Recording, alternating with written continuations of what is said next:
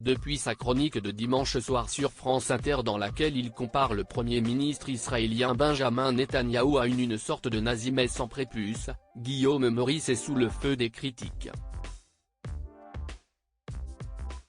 Dans Touche pas à mon poste, 3 chroniqueuses ont pris sa défense ce mercredi. Une chronique qui passe mal.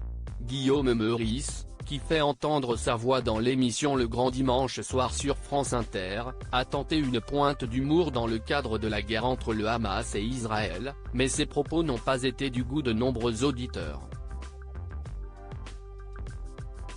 Halloween approche et tout le monde commence à chercher un déguisement pour faire peur. En ce moment, le déguisement Netanyahou marche pas mal. C'est une sorte de nazi, sans prépuce, a déclaré le chroniqueur à propos du Premier ministre israélien. Résultat ? Guillaume Meurice est accusé d'antisémitisme et l'Arcom a été saisi.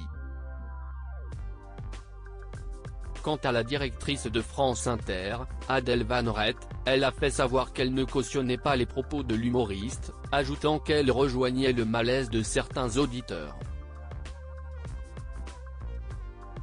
Qualifier n'importe quel représentant politique de nazi est une outrance dont le caractère comique peut être, en temps normal, questionné.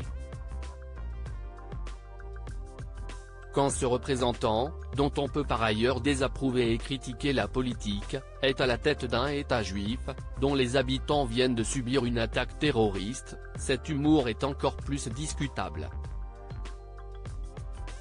Dans un contexte de recrudescence des actes antisémites au sein de notre pays, ce choix des mots semble particulièrement malvenu, a-t-elle déclaré.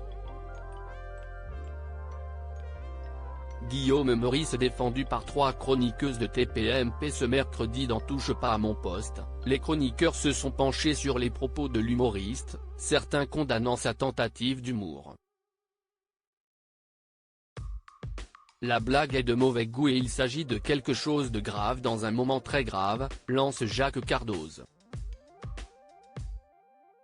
Il faut le sanctionner et au moins le mettre à pied, estime Guillaume Janton. Géraldine Maillet, cependant, est allée à contre-courant. J'ai trouvé que c'était indigne, pas drôle et que le contexte était catastrophique, commence la chroniqueuse avant d'ajouter, mais comme moi je suis Charlie et que j'accepte tout de Charlie, je ne peux pas être contre Guillaume Meurice. Même si je trouve que c'est dégueulasse. Un avis auquel s'est joint Delphine Vespizer. Si ça avait été en dessin, ça serait passé, déclare l'ex-Miss France en référence au journal satirique. Et Valérie Benaïm d'ajouter, l'émetteur est douteux, mais je suis aussi Charlie et je veux que ce garçon ait le droit de dire ce qu'il veut.